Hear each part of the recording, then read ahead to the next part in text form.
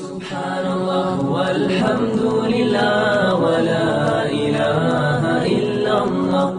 Subhanallah walhamdulillah wa la ilaha illallah. And then after you go to the funeral house, if you got the guts, if you're able to do so, you go to the grave. And now this is another scenario. And you say to yourself, is that it? I mean, 50, 60 years, scraping, struggling, scheming, lying, stealing, fornicating, jumping up and down, begging, working, and this is the end of it? I mean, is this what's going to happen to me? Are they going to be dropping me into a hole in the ground? A hole in the ground, the same hole that a cat digs after it defecates. Just a little deeper.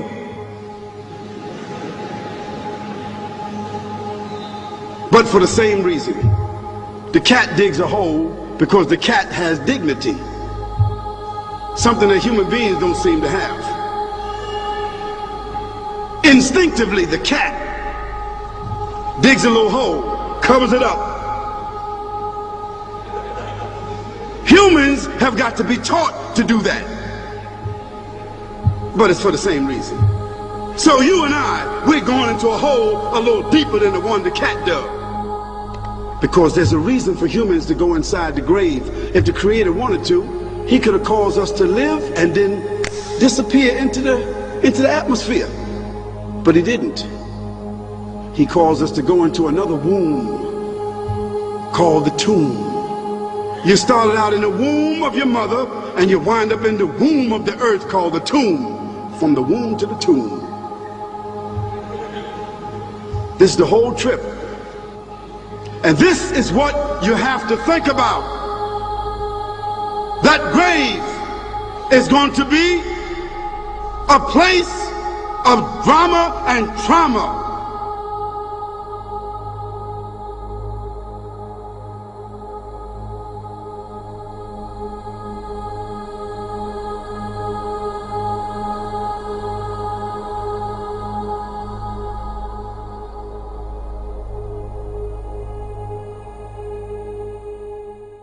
In the grave will be either terrible punishment or a peace and blessing for the believer, the one who is righteous.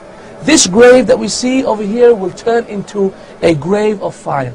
We find, for example, the hadith of Rasulullah sallallahu alaihi wasallam telling us about some of the punishments that people will have in the grave. And so he mentions to us in the authentic hadith once when Rasulullah was actually asleep, and Jibreel alayhi salatu wasalam and Mikail alayhi salatu wasalam, the two angels came to him in the sleep and took him to a place and showed him a couple of people having punishments.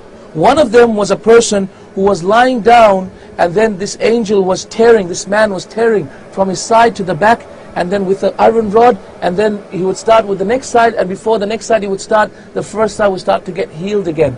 And he was continuing this until the day of judgment. Who is this, Ya Rasulullah? Who is this, O Jibreel? Who is this, O Mikail? In that hadith, they told us that this refers to a person who has been punished in his grave, a person who used to backbite, a person who used to spread namima, a person who used to eat the flesh of his brother, a person who used to forget the sanctity of brotherhood. Such is a person who has been punished in that way.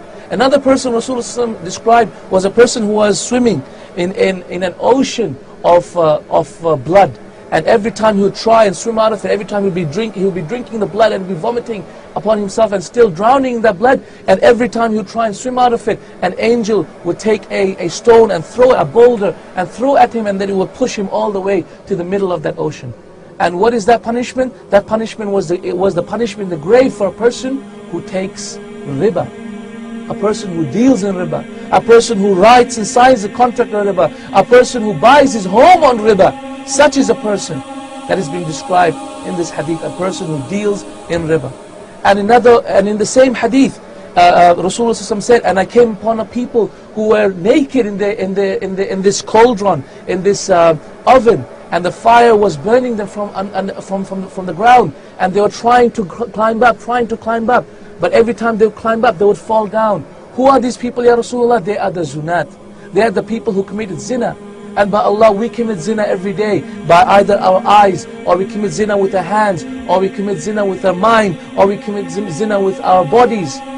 O people who commit zina, lower your gaze. O people who are given unto sin, lower your gaze. O people who are tempted by women, get married, and if you cannot fast, and if you cannot, then hold on for the day of judgment. Do not be impatient, do not give unto sin.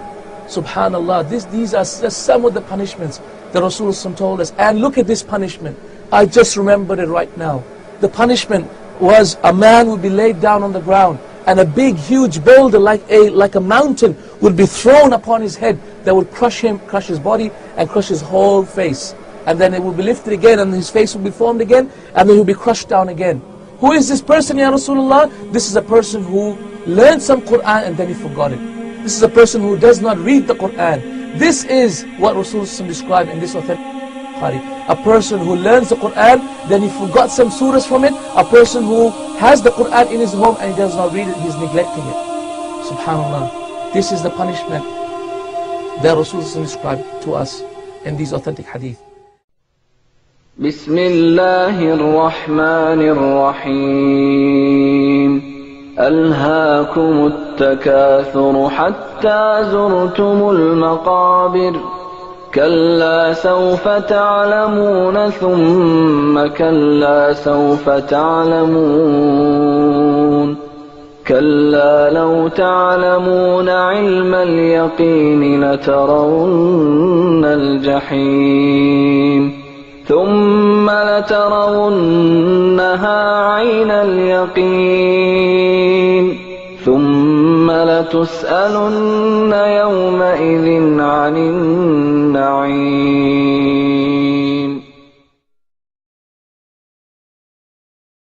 When we think about the punishment of the grave, we think it's just in the grave. In reality, it's not just the grave, it's the punishment of the hereafter.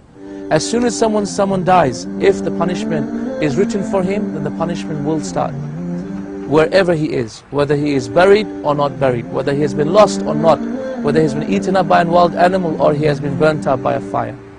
And subhanAllah, the only way, the only sure way to be safe from the punishment of Allah subhanahu wa ta'ala, from it starting as soon as you die, is for you to come back to Allah. Allah says in the Quran, فَفِرُّوا إِلَى اللَّهِ, run away from Allah to Allah. The best protection against the punishment of the grave is to carry the correct belief in the Almighty Lord, is to carry no other than La ilaha illallah, Muhammadun Rasulullah, and to avoid the major sins. However, there are specific actions that can likewise protect you from the punishment of the grave. 1. Martyrdom on the battlefield. 2. Standing guard in the way of the Almighty Lord. 3. Dying because of an abdominal disease. 4. Reciting Surah Al-Mulk, Tabarak. 5. Dying on the day or night of Friday.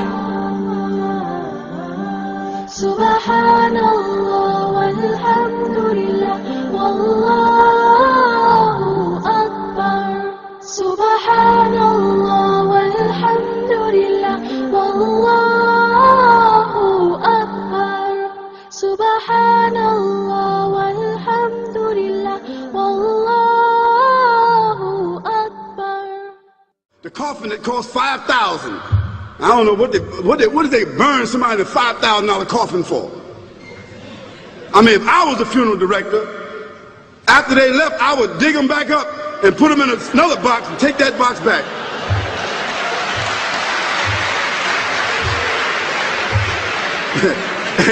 And honestly, I'm telling you, that's what they do.